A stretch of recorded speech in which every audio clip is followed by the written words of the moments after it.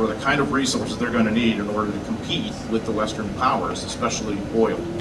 And as Japan is thinking of itself as a major imperial player along much of our map here, particularly in East Asia, as you get further into the South Pacific and the Middle Pacific, like Saipan, what thinkers understand that this will probably not redound to Japan's advantage, but they are, and this is really the cautionary tale of this to some extent, it shows you that extremist voices and mindsets can really dominate the policy space. The lack of American military preparation for the war, which is certainly an element to this equation as well. And you have the makings of something very tragic. So it's the passion of the people come into play for World War II. And it's because of the impact of casualties, the impact of the passion of our nation to be able to do that. Now that passion translated into mobilization. We talked about the unprepared military. Let me just throw a couple of figures out. We all know what aircraft carriers look like, and there's one out there for RIMPAC.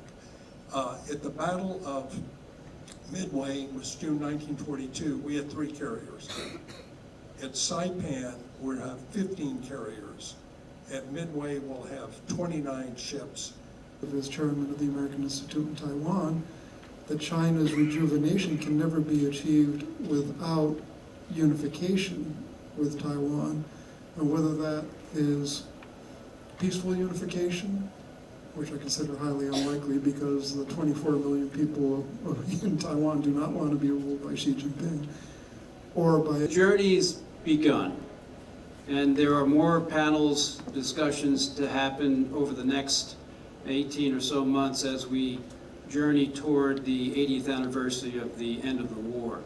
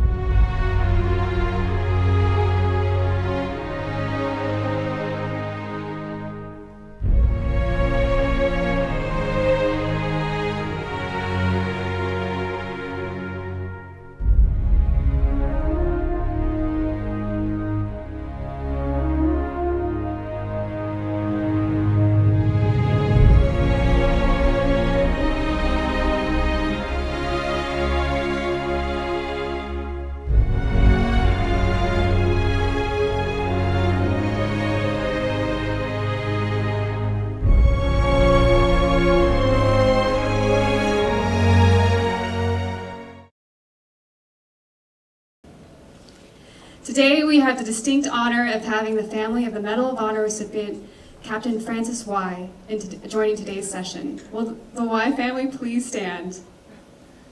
Please give the Y family a warm aloha and a round of applause. Crystal, thank you so much. I want to add my own special welcome to the Y family. I was absolutely honored to write about him in a book I wrote called Island Infernos that covers the Leyte Campaign. And I wanted to give you a little context for the campaign, but I also wanted to say, even before I do that, as long as we're talking about Captain Y, I really think that he's a classic example of why we're all here today. I personally am really incredibly honored to be part of this Journey to Peace initiative, to be partnered with so many remarkable folks. I'd like to thank all of you for your commitment to what is, I think, an incredible cause. Captain Y, of course, it's hard to even imagine the kind of life he would have had if not for war, and how promising a person he was on so many levels. He, of course, we've seen in the citation there about his athletic background and university background and all that. But I wanted to point out that on October 20, 1944, leading troops in combat as he did was not necessarily a big part of his job. He was an assistant intel officer, so this is something he did voluntarily because it had to be done, because he was extraordinarily courageous and he understood what was needed in the moment. I'm going to attribute more ground combat power to the invasion of Leyte than we did to the invasion of Normandy. So it gives you a little sense of the larger context there. It's a massive effort, and you can imagine the kind of sea power you need in order to transport all those ground troops. It's enormous. Deterrence is a major factor in halting aggression, halting war. And how do you achieve deterrence? What is deterrence? Well, first of all, deterrence is not what you think it is. Deterrence is what your enemy thinks it is. When you say, well, I think we've got enough deterrence. I think we've got enough ships there, and we've got this, and we've got that. And when your enemy is laughing at you, you don't have deterrence. Thought that moving the fleet to Hawaii was a deterrent move. That was not the way the Japanese General Staff interpreted it. They saw the fleets now within range and we could hit it. And so we thought we were deterring them, when in fact we were providing them a solution to what they saw as a strategic problem. China to use force or coercion, including the use of blockades, to take over, to change the economic, political, social system in Taiwan would be a threat to the stability of the Western Pacific and would directly impact U.S. national interests and would require the president to consult with Congress. And that's what would happen. And so I will tell you that the President of the United States of America, under those conditions, would have an incredibly difficult decision to make.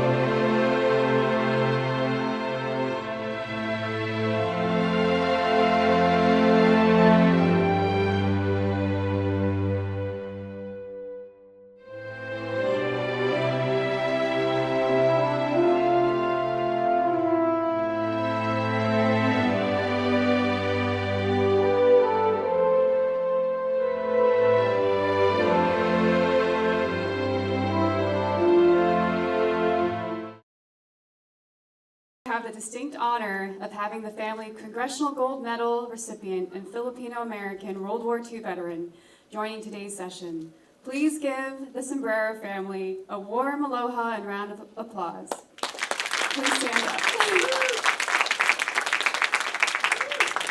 The subordinates had almost like a duty to rebel periodically, not follow orders, but to go down what they saw as the correct path.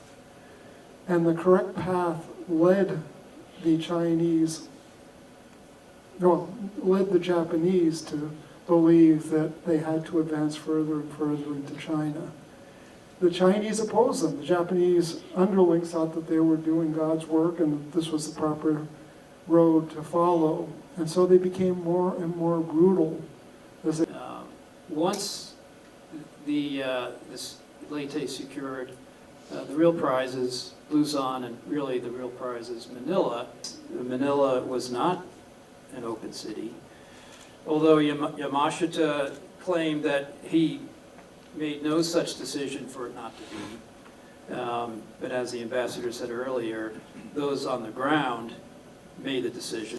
The graphic on the right is the follow-on details on what happens once the city is now contested and combat meets 1 million Philippine citizens, literally in the crosshairs, in the front lines on the fight. That my uncle on my mother's side, Shinichi Kishaba, fought for the Imperial Army and he died in the Philippines. So you think about that for a minute, right? I am a product of two opposing sides. My dad used to tell me, you know, I hope I didn't kill your uncle. He was enlisted in the Philippine Army, F Company, 2nd Battalion, the Hunters ROTC, as a private first class. He was given uniform, and they were going to become one of the fiercest guerrilla groups in the Philippines. We didn't spend a whole lot of time stepping through the horrors that are uncovered in places like Cabanatuan or Santo Tomas or these other places where there's the revelation of issues.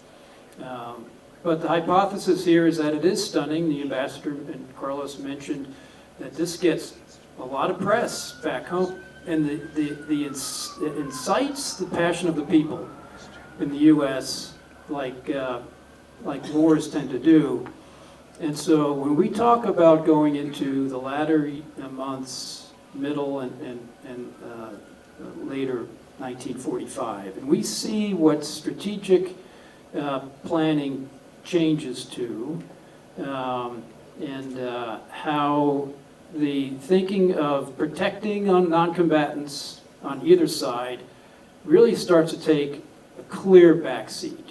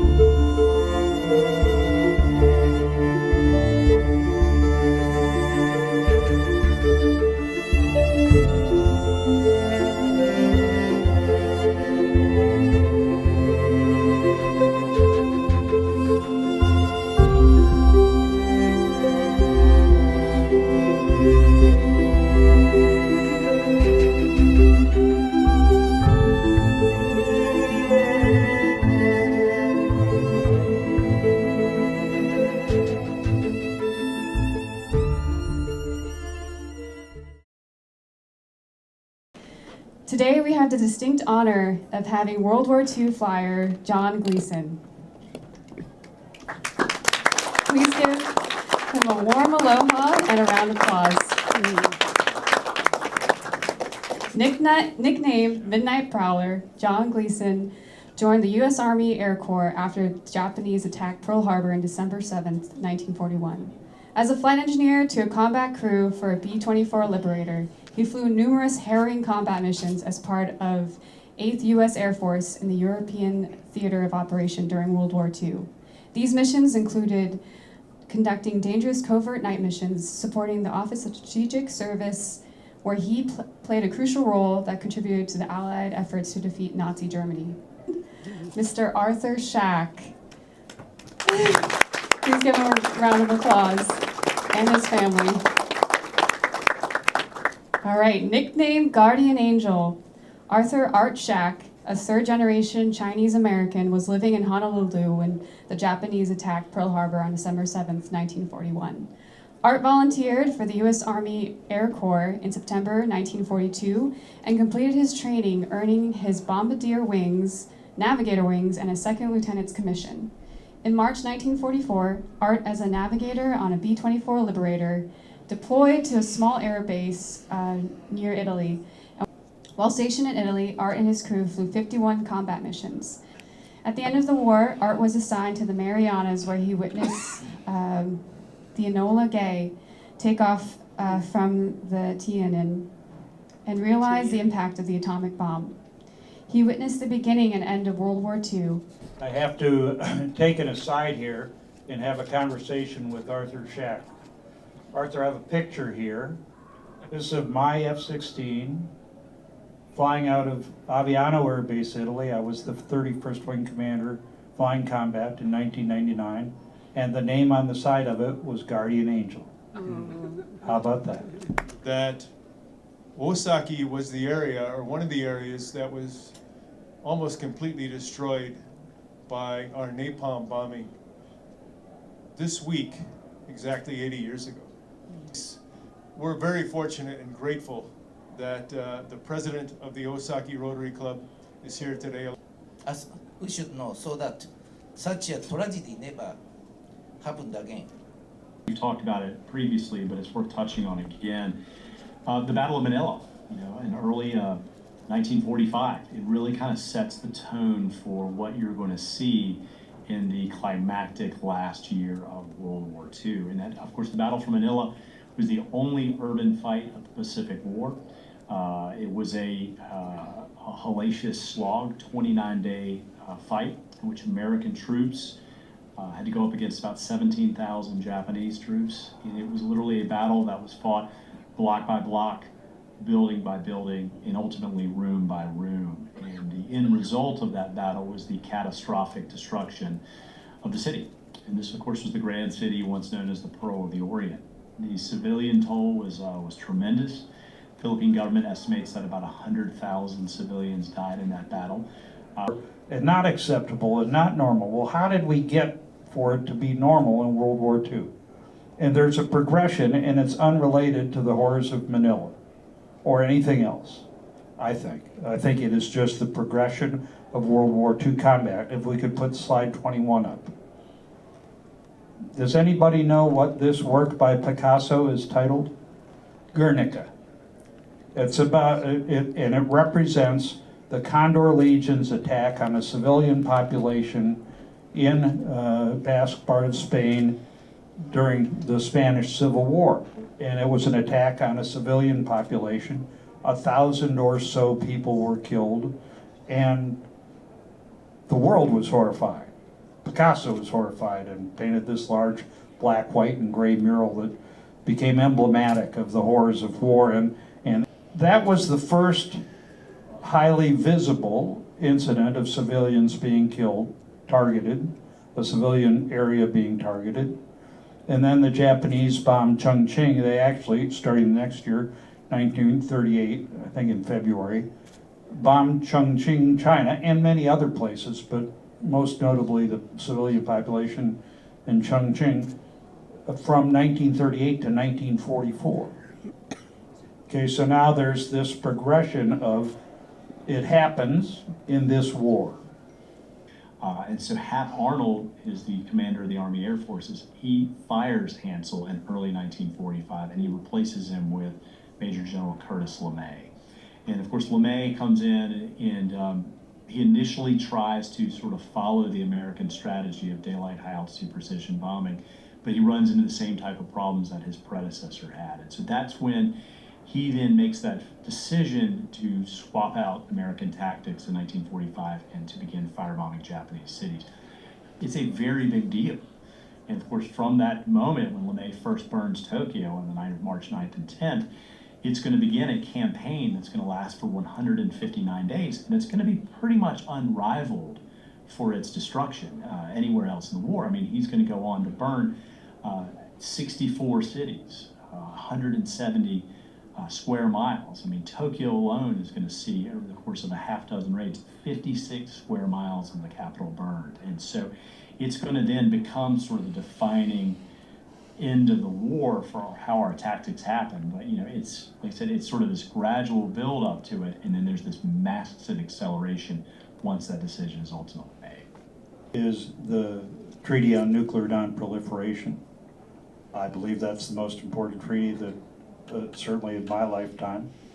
And it's one of the questions about North Korea and what we say about North Korea's nuclear capability.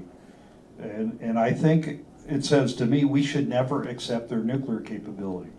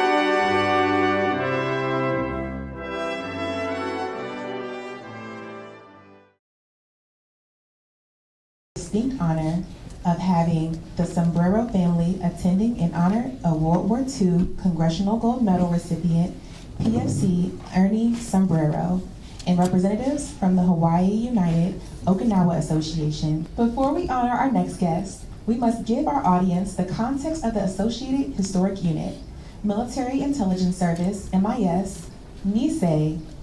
Over 6,000 Americans of Japanese ancestry, half from Hawaii, served in the MIS. Today, we have the distinct honor of having the family and friends of the Congressional Gold Medal recipient, Tech 3 Takejiro Higa. Higa brothers were assigned to the G2 Intelligence Section, 96th Infantry Division, responsible for interrogating Japanese soldiers. On April 1st, 1945, the Higa brothers in the 96th Infantry Division landed on the beaches of Okinawa near Kadena. Takehiro's knowledge of Okinawa and its language aided his interrogations. He even encountered his former Okinawan classmates in a heartfelt reunion. Close to victory, Takehiro and Warren were tasked to engage in cave flushing. Using their Okinawa dialect, they coaxed thousands of civilians out of caves to safety. Takehiro later told his family, "I was grateful that I was able to discharge my duties without firing a single shot in anger."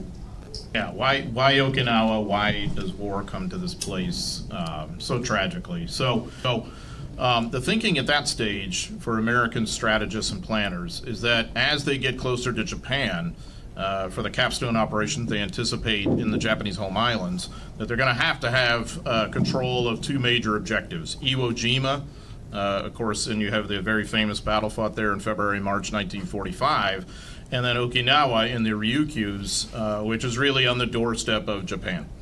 And so the idea is you simply have to have Okinawa as the dominant island in that island chain for anchorages, for air bases, for staging areas, in what they anticipate is going to be called Operation Downfall.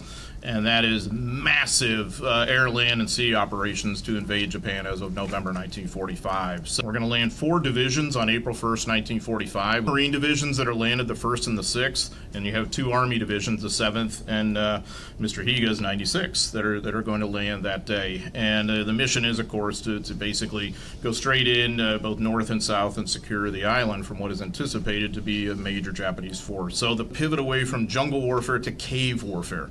And we had seen that from the Battle of Biak onward in June 1944, famously at Peleliu, of course, in September and October. And we are certainly going to see that at Okinawa. In Okinawa, I'm not here to talk about history. I'm here to talk to you about the stories I heard from my mother, who survived the war, my auntie, my neighbors, and friends from Okinawa about the horrors of war and how and why they survived. In the Battle of Okinawa, more than 120,000 soldiers died, and more than 300,000 civilians died. That was more than a third of the Okinawan population. It was a really, really deadly war. On my mother's side, the Kishaba family, the only ones that survived were my mother, because she was sent to Japan to work in a garment factory. Auntie, Shizuko, she actually went north, and going north was the key, because if you went south, that was where the most deadliest battles were fought. The story that I'd like to talk about is the Himeyuri Gakuto Tai. This is the students. There were 7 high school, all-girl high schools in Okinawa, and 2 were chosen to become the nurses for the soldiers. So they're mobilized in March of 1945, and they're told to go south. And so they're told to go home, tell their parents they're gonna become nurses. Remember now, these are high school kids. And so in their minds, they were thinking they're gonna work in a hospital. Lo and behold, it was a cave that they were sent to. That was the hospital, was the field hospital. And that's the Dokugo. Go is cave. The conditions were horrendous. Out of the 222 students, only 211, actually only 11 survived. 211 girls died. I took my mother to the Himeyuri Peace Memorial in 2013, and she stopped and she reached out and touched that photo there, and she said, Haru-chan, Haru-chan, and that was her best friend. She had never seen since the war started, broke out in Okinawa, and she was crying. I've never seen my mother cry. If you know about Okinawan women, they don't cry. In 1945, I think a lot of Japanese recognized that there was no hope of winning the war, including the emperor. The emperor very much wanted to see peace come to Japan, particularly in Japan. In Japan, you had, in effect, the military having the dominant say over the civilian government. On the other hand, because of the fall of Iwo Jima and the deterioration of Japan's condition, including after the firebombing,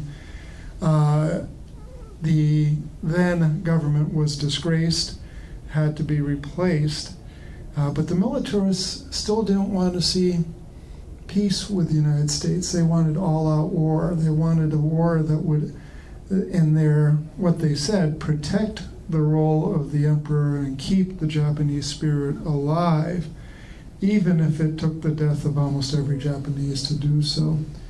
One real cautionary tale, I think, from a Japanese perspective, is the weakness of peace-minded people in the sense of their political influence. Because there were plenty of people, as Ambassador Moriarty said, plenty of people who understood precisely what was about to happen, what was going on, and really wanted to find a way out of this war. But you'd seen this pattern, and it's one of the things that led to the war in the first place, of this kind of military predominance in the Japanese government of extremists, and not just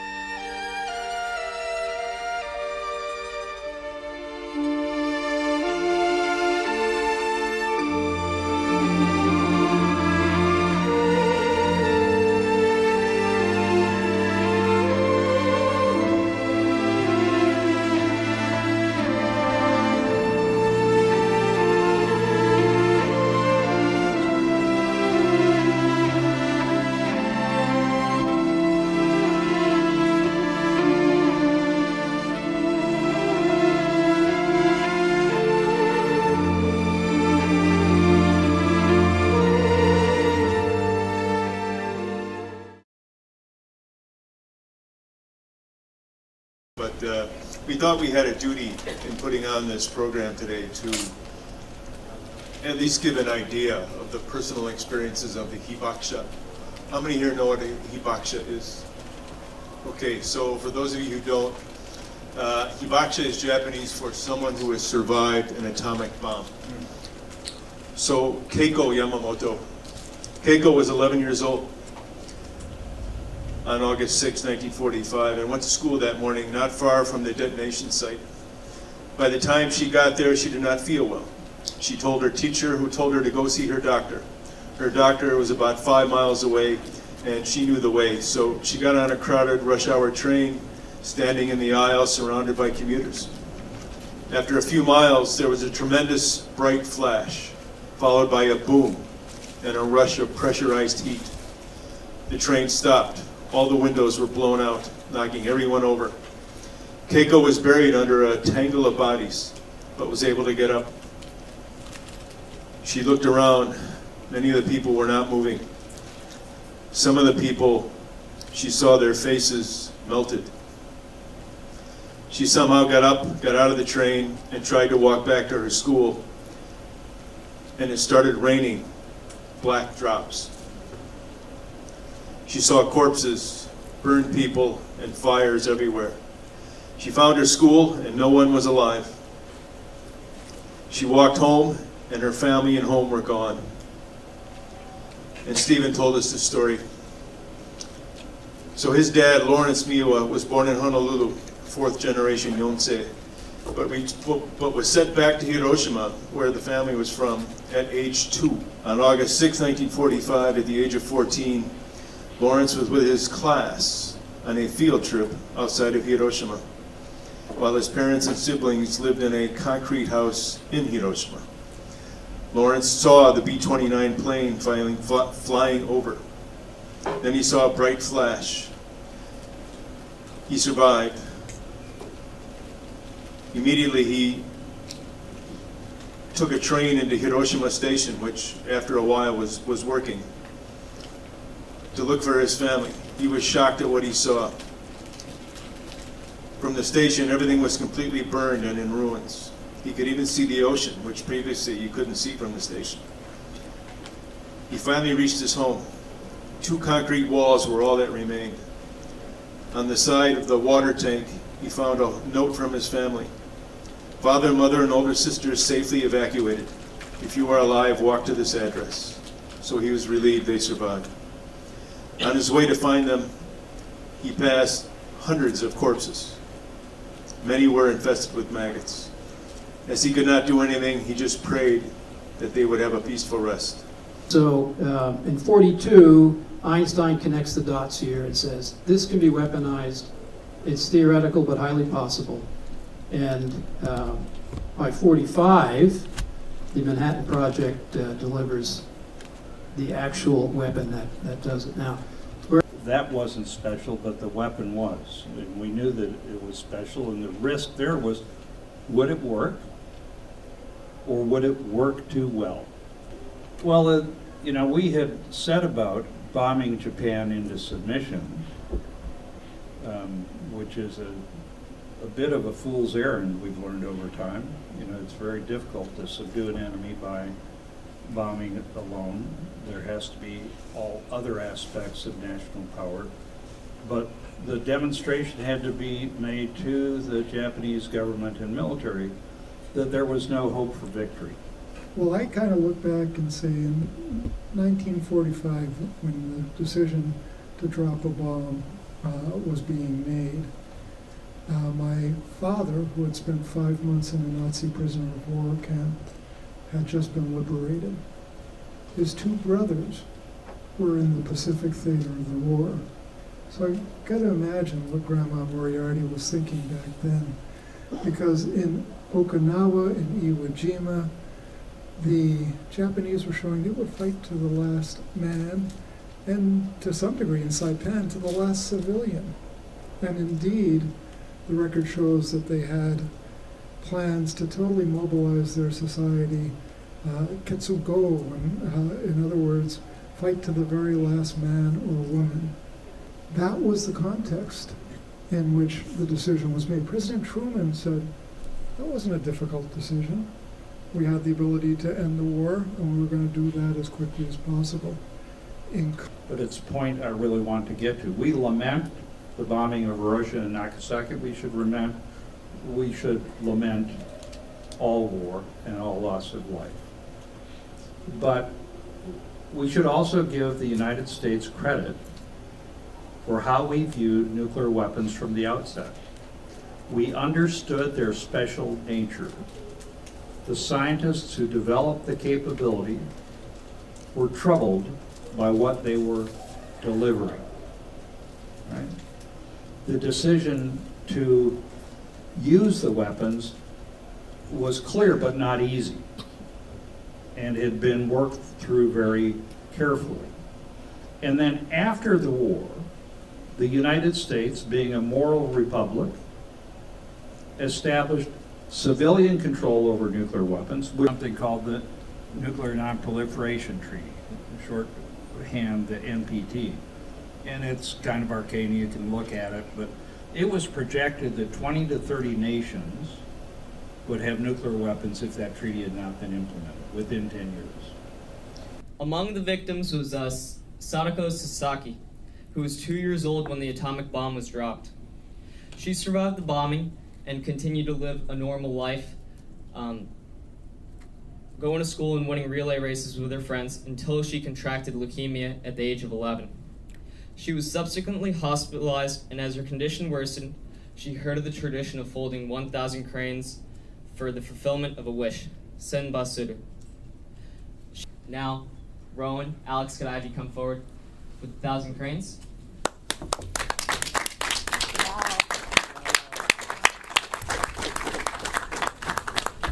These were folded by scouts of Troop 97, as well as members of the Joint Base Pearl Harbor Hickam community. And I'm going to be giving these on to Mr. Steve Dyer of the Pearl Harbor Rotary Club, for him to transfer those onto the Hiroshima Rotary Club, the Pearl Harbor Rotary Club's sister club.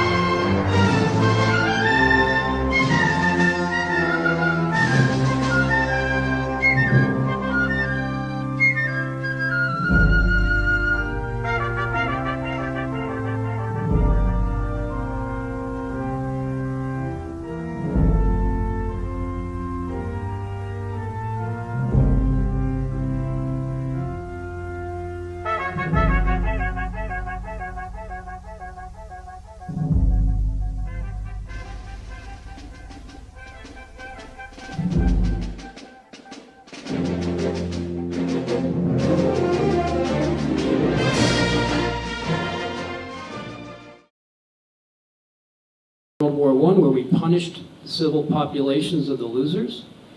Or would it be something different, where the civilian populations were not punished, but there would be justice for those that kind of brought the disaster upon humanity?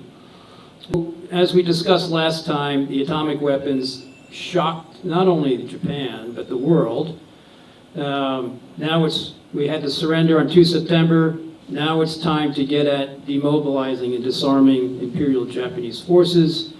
And they officially agreed to sign to surrender on the 2nd. Famine and disease was the plight of the Japanese people at this point. Anger and retribution for the Japanese for crimes against humanity awaited a new application of justice. And peaceful acceptance of an occupation force on the main islands of Japan was not particularly certain at this point. The occupation was led by the U.S. as decided in Potsdam. General MacArthur would lead it as the supreme commander. It would be in 3 phases, and it would begin in 1945 and not end until the force leaves 7 years later. Tonight, to hear from the daughter of one of those then second lieutenants that arrived in Japan, to run into another relative who was in the Navy, also there. And so without any further ado, I'd like to give the mic over to Ambassador Lauren Moriarty. What happened in World War II in the Pacific touched us here in Hawaii. That's my dad. He was a Maui boy. Dad graduated from West Point in 1946, and as a young officer was, as John said, assigned to the occupation in Japan. His job there, we just talked about the devastation in Japan. And the soldiers that Dad was commanding had been conditioned to think of the Japanese as their enemies. Dad's job was to help those same soldiers deliver humanitarian aid to help relieve the suffering of the Japanese people. Another local person who was during the occupation in Japan was George Ariyoshi, who later became governor of the state of Hawaii.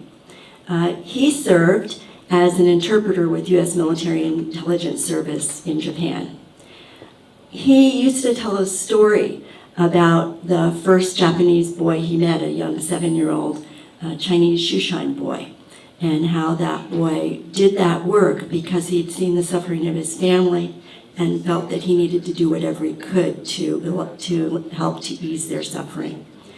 And he, Governor Ariyoshi, saw that as an example of Japan's enduring spirit.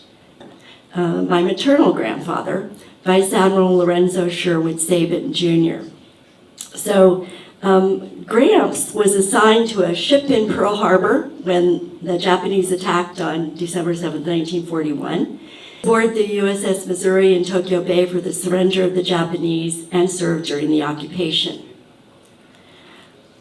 In a 1948 letter to his daughters, Gramps wrote about the aftermath of war and how it leaves destruction, desolation, and despair in the defeated countries. Unrest, economic stability, and confusion affect the victorious as well as the vanquished nations. He wrote to his daughters about what our country and citizens can do and must do in conditions like these. And one of the most remarkable stories I came across in the course of that concerns elements of the American occupation of Japan that, in my view, have never been properly given fair attention. There are 2 parts to this. The first of which involves a gentleman named Crawford Sams, who was a colonel, later a brigadier general, who headed up the medical component of the occupation under Douglas MacArthur. There was typhus, there was cholera, and Sam sprang into action. The first, he personally went to a lot of these places where these epidemics were breaking out to direct the operations. Later, Sams would extend his role to basically public health throughout Japan. And what he managed to do during that time was he reduced the annualized death rate in Japan, which in 1940, which was before the war broke out with the U.S., was running at a rate of 18.7 deaths per 1,000 people per year.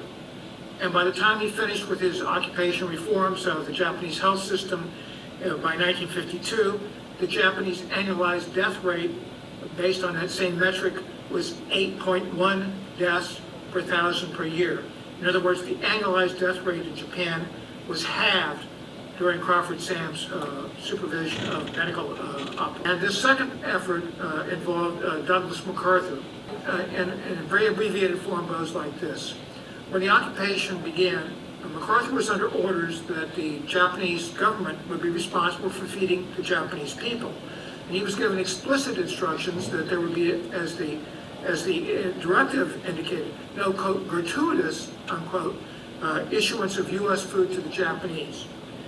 Well, when the occupation began, almost immediately Japanese officials came to MacArthur and other members of his staff and began reporting that the Japanese rice crop in 1945 had collapsed.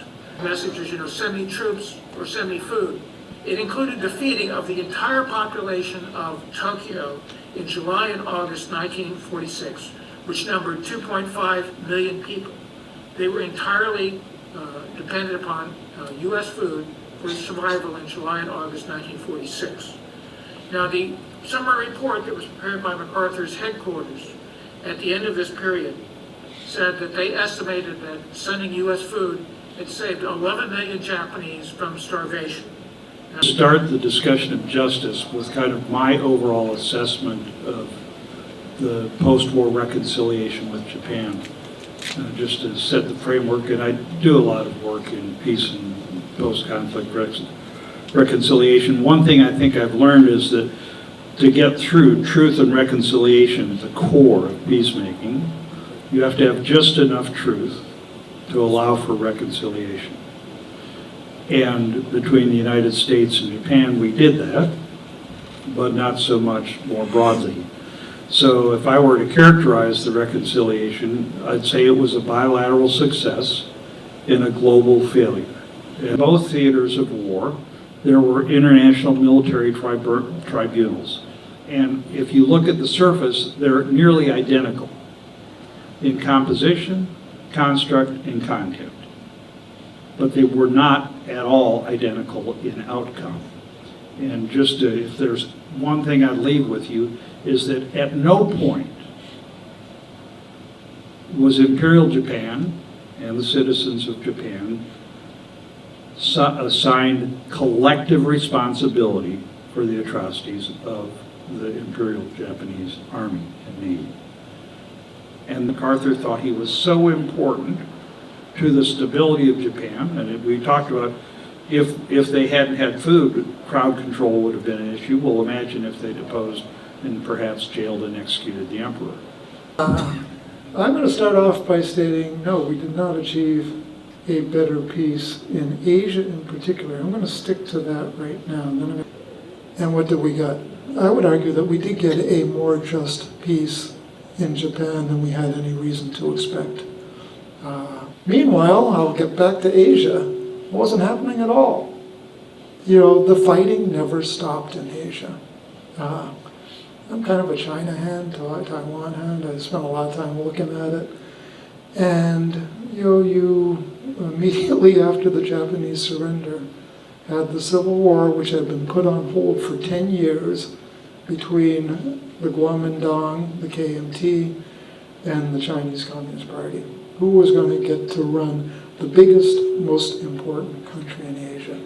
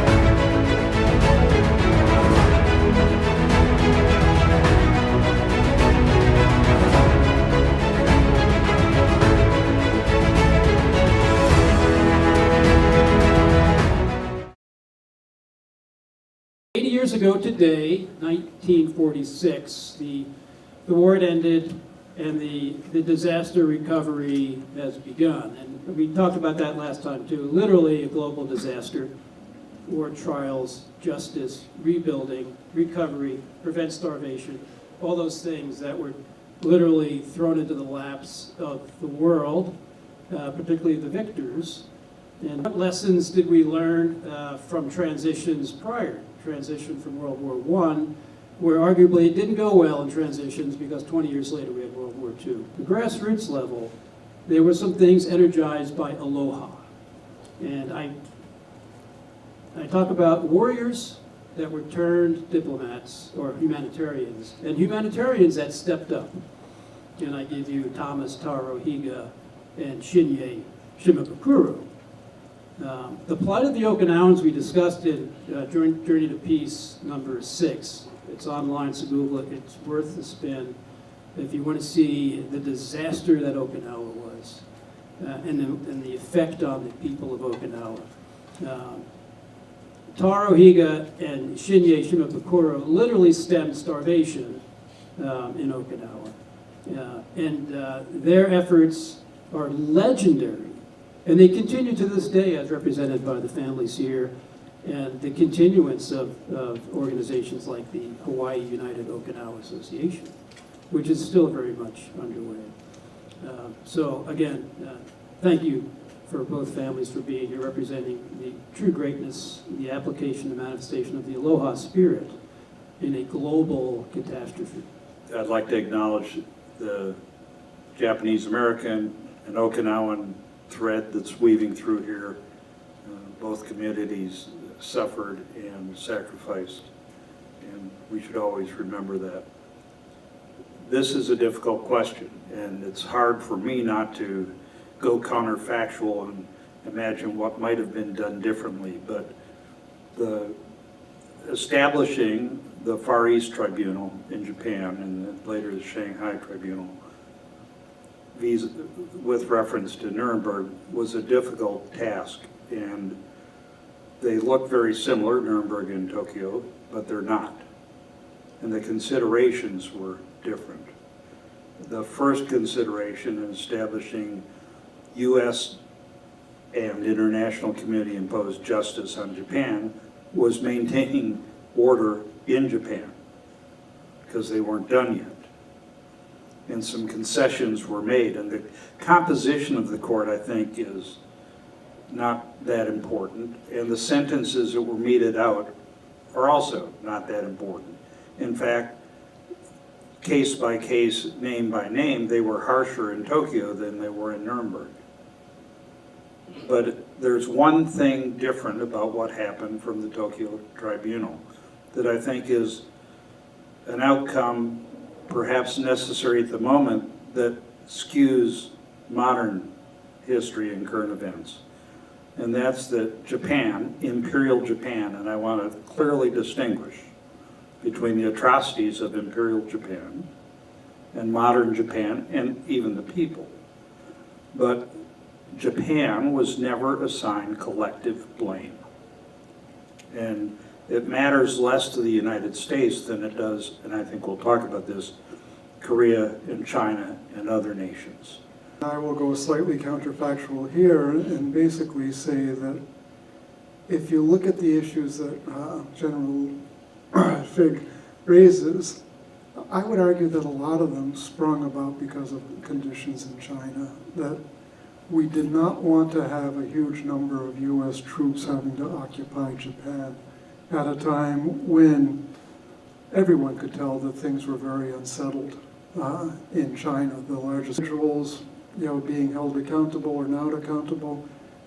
The Prime Minister of Japan, who was considered the biggest war criminal, was sentenced to hang and committed suicide. And he left behind a very moving note, accepting responsibility for the atrocities committed by Japan during the war. A domestic debate within the United States. A man named Morgenthau, who was a very influential financier, he wanted to, in order to eliminate the possibility of Japan and Germany from ever rising again, He wanted all their industries destroyed, and he wanted them reduced to agrarian societies. They would have no industry, no ability to produce anything on their own except food. And in Europe, Eisenhower was able to convince the president that that's foolish. There aren't enough farmland to employ the Germans, so we're essentially would be assigning them to a lifetime of starvation and unemployment, and MacArthur made the same argument about Japan. The other issue going on in the United States was, would Mao be good for China, or would Chiang?